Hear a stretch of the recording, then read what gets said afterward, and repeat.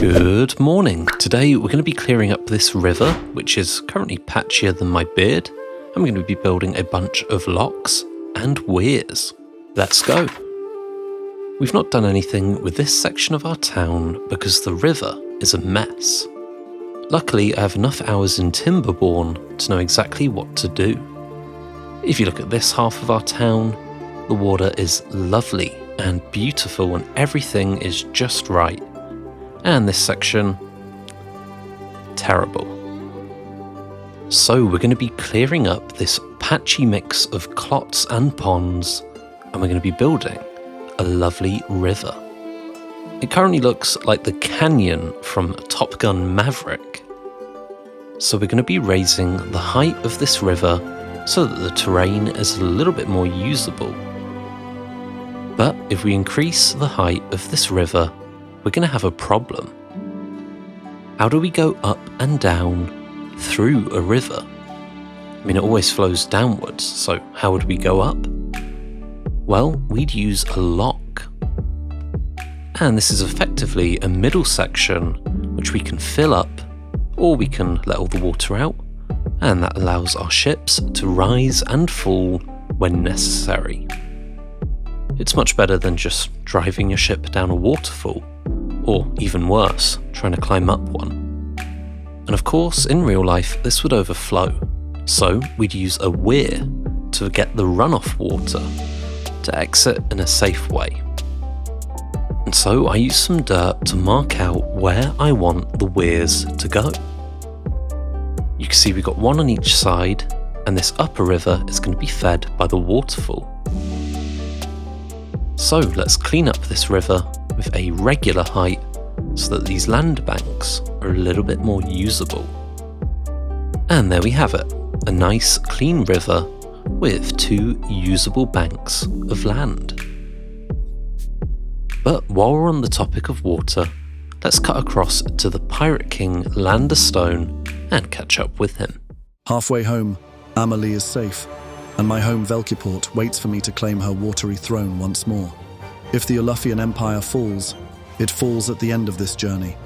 The Pirate King Landerstone was reaching the end of his journey back to Velkiport. He stood triumphantly on the top mast of his largest ship, the Velkiara Sovereign. But Velkiport's watery throne may not be as welcoming as he thinks. Okay, we're back and we've raised the river just like this tune is going to raise the roof. As you can see, our weirs are still really trashy sort of dirt walls, and the rest of the area is a bit of a mess.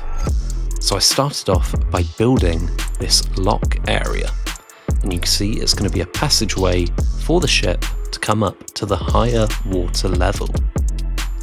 And it's sort of made a cool little island on the left-hand side, where we'll probably put some sort of water wheel or other interesting building. And with the beginnings of our lock in place, it's time to go ahead and place down our weir. You can see the excess water running off the top of the weir. And this could even be used as a little bit of a reservoir if needed. You can also see that the weir acts as a little bit of a bridge, as it has this walkway across the top. But with our lock and our weir on both sides, it's looking a little bit more usable. Oh, Cooey over there, most glorious and superb king, inspiration of our hearts. I am Averant Gold, your most loyal taxman, and I have been working hard to tax these men for your high priest. These are my friends. This dog built the city of Mornington, the throne of which he granted me to make me king. The high priest plotted a coup, doesn't seem all that loyal to me. Oh, most gracious king, take mercy on me, for I am a fool. Worry not, Averend, but this holding is now exempt from taxation. They have been asked to prepare a grand levy instead. You will have to find some way to make yourself useful in this town as recompense for your actions.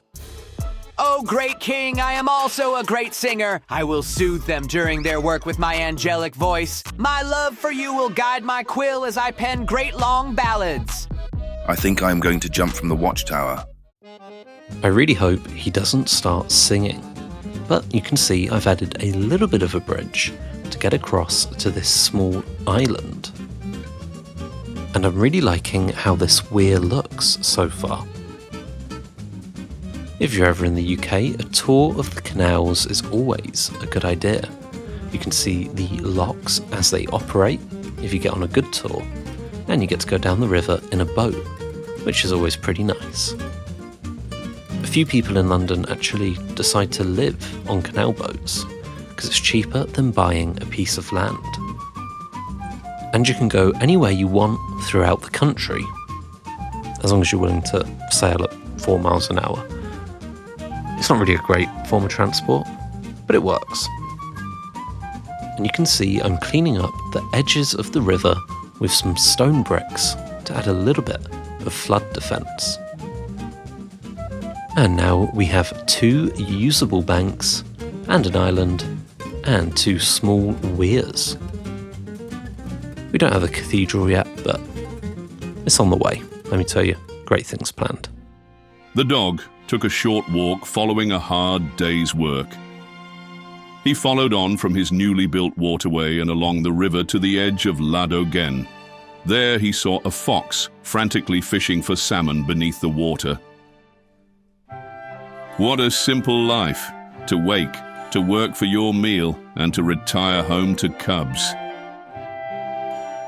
Think too hard and you could find some strife in such a life.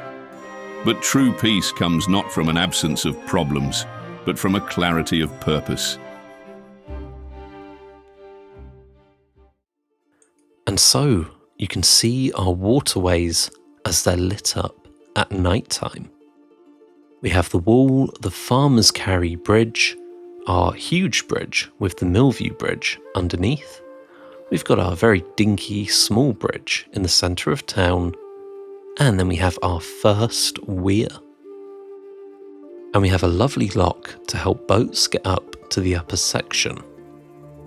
And if we move along our freshly illuminated waterway, you can see our second lock and our second weir with a little bit of a bridge, which is probably too low. I should probably raise it up a bit because there's no way the ship is getting underneath that.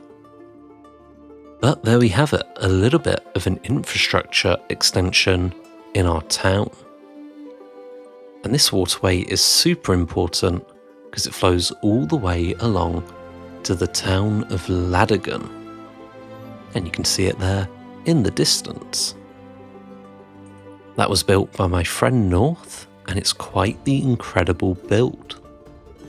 I'm imagining Ladogen is going to be a little bit of a trade port, so any goods produced in our town will be carried across the seas, I guess, to Mornington, where we can get some gold in exchange. But there we have it, another episode of MorningCraft. But before I go, here is a daily quote to help you through the day. It's a pretty good one, so make sure you look out for those opportunities.